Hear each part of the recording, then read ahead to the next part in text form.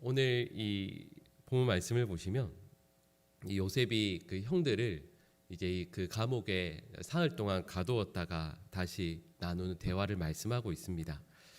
동생 베냐민의 그 생사 여부를 확인하고요. 또 베냐민을 데려오게 하기 위함이었습니다. 여러분, 어제 저희가 살펴보았던 말씀과 또 오늘 말씀까지 이어서 생각을 해보면 이 요셉을 그 형들이 구덩이에 가두었었죠. 그리고 또 오늘 본문 말씀해 보시면 요셉이 또 그 형들을, 그 10명의 형들이죠, 그 옥에 가두는 모습이 참 절묘하게 오버랩 되지 않습니까? 근데 차이가 있다면 형들은 요셉을 참 잔인무도하게 그 미디안 상인들에게 팔아버렸다면 요셉은 그들을 꺼내어서 또 그리고 그 태도를 바꾸고 있습니다. 어제 저희가 읽었던 말씀을 보시면 이렇게 이야기하죠. 그 10명의 형들을 가두면서 그 전에 이렇게 이야기합니다. 그 9명은 감옥에 그대로 가두고 1명만 나가서 베냐민을 데리고 오라고 그렇게 말씀을 했었는데, 오늘 본문 말씀을 보면 그렇게 하지 말고 10명 중에서 9명은 돌아가고 1명만 여기 감옥에 있어라. 9명은 돌아가서 부모님 아버지를 만나고 또 그 베냐민을 데리고 오라, 이렇게 말씀을 하고 있는 거죠. 여러분, 그러니까 이 말씀은 가나안에 있는 이 9명이 가서 가나안에 있는 가족들을 다, 굶주려 있는 가족들을 다 살리라, 그런 뜻이겠죠. 그러면서 오늘 본문 말씀 이 18절 말씀을 보시면 그 이유를 이렇게 말씀하고 있습니다. 제가 읽어드리면 이렇습니다. 사흘 만에 요셉이 그들에게 이르되 나는 하나님을 경외하노니 너희는 이같이 하여 생명을 보전하라. 요셉이 이렇게 말씀하고 있습니다. 3일 만에 그 태도를 바꾼 이유가 지금 이 이방인 총리이지 않습니까? 이 요셉의 형들의 관점에서 보면. 근데 그 형들이 이렇게 이야기를 듣는 거죠. 내가 너희에게 이렇게 자비를 베푸는 이유는 내가 여호와를 경외하는 자이기 때문이다, 이렇게 말씀을 하는 것이니까요. 아마도 이 이야기를 들었던 요셉의 형들은 참 놀라운 일이라 생각했을 겁니다. 왜냐하면 표면적으로 보면 누가 하나님을 경외하는 사람일까요? 원래는 자기들이어야 되잖아요. 여호와 하나님을 경외하는 가문의 그 자녀들 아니겠습니까? 근데 눈앞에 있는 이 사람은 이방인 총리니까 실은 이 말씀을 듣는 것이 실은 부끄러움이라 말할 수 있습니다. 그리고 이 이야기를 들으면서 20년 전이죠. 딱이 실은 20년이 됐죠. 20년 전에 자기들의 모습을 돌아보게끔 합니다. 20년 전에 요셉이 절규할 때 그 절규하던 그 모습을, 그리고 그 음성을 요셉의 형들은 의도적으로 무시했었거든요. 그리고 요셉에게 아무런 죄도 없었음에도 불구하고 노예로 결국 팔아버리지 않았습니까? 그러니까 분명히 하나님을 경외하는 하나님의 백성들이라는 타이틀은 분명히 있습니다. 근데 실제로 하나님을 경외하진 않았죠. 그런데 그런 모습을 전혀 기대할 수 없는 이방인의 총리가 오히려 내가 여호와를 경외하기 때문에 너희에게 이런 은혜를, 자비를 베푼다, 이런 말씀을 듣는 것이니까요. 참으로 부끄러운 일입니다. 이런 하나님을 경외하는 하나님의 백성, 하나님의 성도라는 그 타이틀은 여러분 그냥 타이틀만 가지고 살아가는 게 아닙니다. 정말 하나님을 경외해서 내 곁에 있는 형제와 자매들, 그리고 우리 믿음의 울타리 안에 있는 사람들, 또 혹은 내 곁에 있는 그 누군가를 긍휼히 여기고 또 사랑하고 은혜를 베푸는 것에서 실제로 이루어지는 것 아니겠습니까? 여러분, 그래서 오늘 보면 21절 말씀을 보시면 이 요셉의 형들이 요셉을 팔았던 것을 후회하는 내용이 나오고 있습니다. 여러분, 이렇게 말하죠. 그들이 서로 말하되 우리가 아위의 일로 말미암아 범죄하였도다.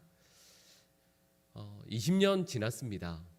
근데 요셉의 일로 인해서 이 형들이 마음 아파하며 서로 이야기를 나누고 있죠. 여러분, 이들은 요셉이 분명히 자기들의 대화를 듣지 못할 것이라 생각하면서 이제 히브리 말로 서로 이야기를 나누고 있는 거죠. 근데 그것을 옆에서 듣고 있는 요셉의 입장에서 보면 어떤 상황이겠습니까? 지금 형들의 입으로 말하고 있는 죄의 자백을 요셉 본인이 곁에서 듣고 있는 거죠. 여러분, 그런데 그 말을 쭉 듣고 있다가 요셉의 마음을 정말 말 그대로요 터뜨리게 하는 말이 루벤의 입에서 나오게 됩니다.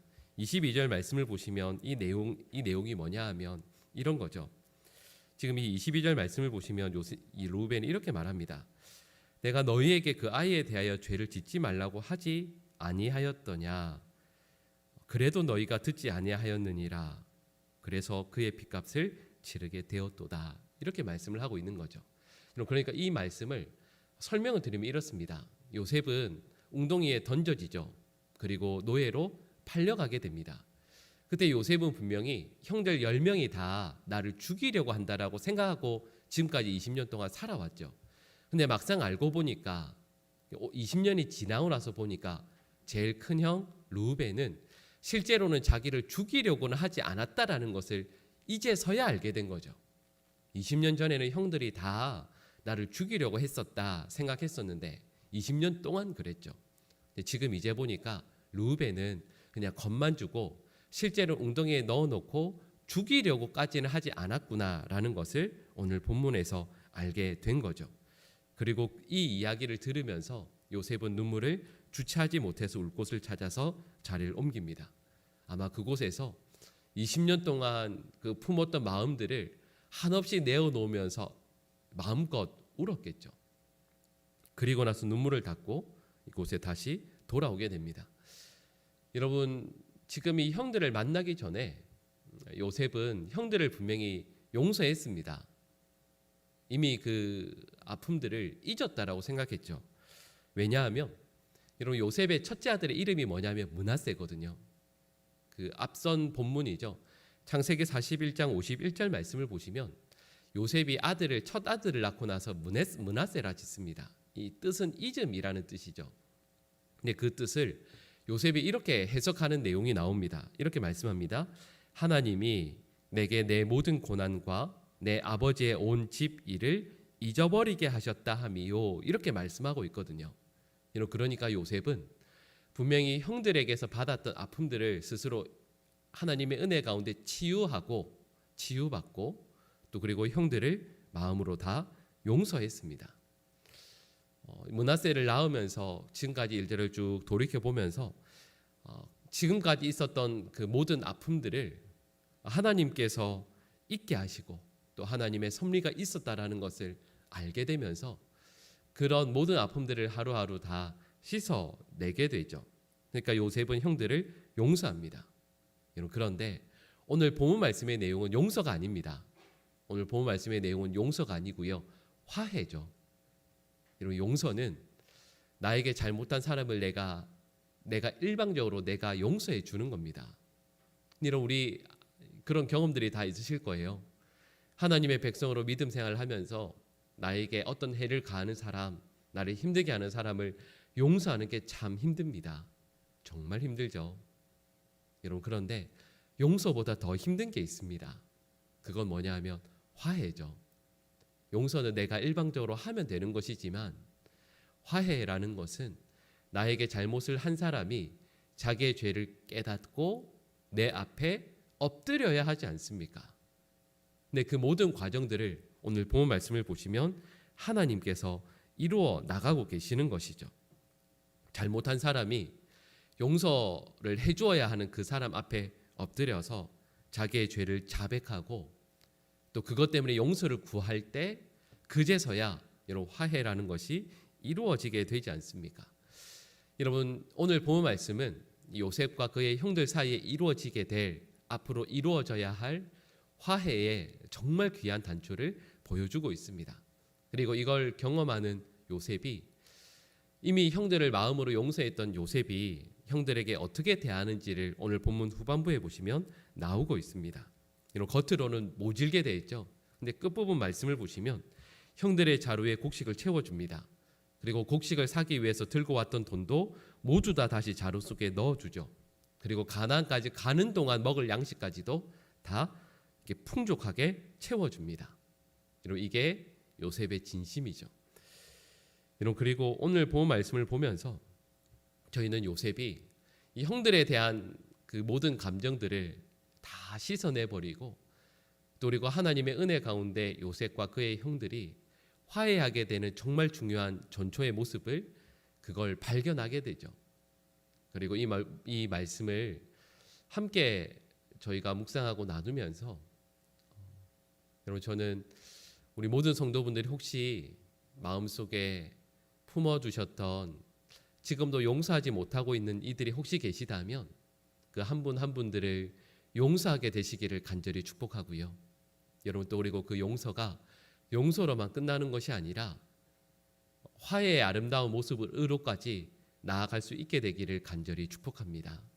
여러분, 저희가 교회를 섬기면서도 그렇고요. 또 실은 가정에서도 그렇습니다.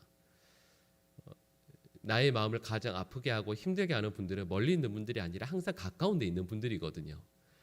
늘 매주 혹은 매일 얼굴을 봐야 하는 분들 중에서 실은 미운 분들이 있습니다.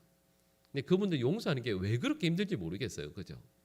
용서하는 것도 참 힘들고, 근데 용서하는 것도 힘드니 화해하는 것은 거의 불가능에 가깝습니다. 그런데 오늘 본 말씀에서 하나님의 백성은 누군가에게 받았던 상처도 다 은혜 가운데 씻어내야 되고, 여러분, 그걸로 끝나면 안 되고 그 사람과 그 하나님의 백성과 화해의 자리까지 나가야 함을 말씀하고 있는 거죠. 여러분, 우리 모든 성도들이 내 곁에 있는 누군가를 용서하는 자리에까지 이르고 나서요, 그 다음에 하나님의 특별한 은혜와 섭리 가운데 화해하는 자리에까지 나아갈 수 있게 되시기를 간절히 축복합니다. 여러분, 용서할 사람, 또 목사님 그렇게까지 화해할 사람이 없어요라고 하면 실은 너무 감사한 일이겠죠. 그건 정말 특별한 은혜겠죠. 그러나 마음속에 혹시 그런 분이 계시다면 하나님 그를 용서할 수 있는 마음을, 은혜를 주십시오. 그리고 그와 함께 얼싸안고 함께 기뻐하고 함께 울 수 있는 그 화해의 자리까지 나아갈 수 있도록 하나님 저의 마음도 또 그 사람의 마음도 만져주십시오. 여러분, 그렇게 기도하는 가운데 용서와 화해의 자리까지 나아갈 수 있는 우리 모든 주의 백성들의 삶이 되시기를 간절히 축복합니다. 기도하겠습니다. 사랑의 하나님, 저희에게 해를 가한 누군가를 기억한다라는 것이 너무 힘듭니다. 그래서 저희가 주님과의 깊은 교제로 더 깊은 믿음에, 그리고 주님을 사랑하는 자리로 나아가는 데 있어서 그 누군가를 기억하는 것 때문에 힘들 때가 있습니다. 주님, 간절히 소원하며 기도하기는 그 누군가에게 받았던 상처를 다 하나님의 은혜로 덮을 수 있도록 다 녹아지게 하여 주시옵소서. 그리고 또한 간절히 소망하는 것은 하나님, 저희는 그를 용서하지만 하나님께서 그의 마음을 만져주시고 또한 하늘의 큰 은혜를 베풀어 주셔서 그분과 또 내가 화해의 자리로까지 나아갈 수 있도록 역사하여 주시옵소서. 하나님, 하나님께서 요셉의 삶 그리고 그 형들의 삶에 역사하여 주심을, 성령께서 그들의 마음을 한 분 한 분 만져주셔서 결국에는 화해하게 하시고 또 하나님의 은혜의 자리까지, 그 믿음의 성숙의 자리까지 나아가게 하시는 것을 말씀을 통해 보게 됩니다. 하나님, 저희에게도 이 은혜를 허락하여 주셔서 저희의 가정, 또 저희 섬기는 교회, 또 함께 살아가는 그 어떤 공동체에서 하나님 이런 은혜를 허락하여 주시옵소서. 그리고 저희가 몸담고 있는 그 모든 곳들이 분열을 경험하는 곳이 아니라 하나됨을, 그리고 화해를, 사랑과 하나됨을, 그 은혜를 경험하고 누리는 아름다운 믿음의 공동체가 될 수 있도록 하나님 이를 위해 저희들을 아름답고 귀하게 사용하여 주시옵소서. 오늘 하루의 삶을 주님의 손에 온전히 내어 맡겨드립니다. 하나님께서 하나님의 나라와 하나님의 역사를 위해 귀하게 사용하여 주시옵소서. 이 모든 간구를 예수님의 이름으로 기도드립니다. 아멘.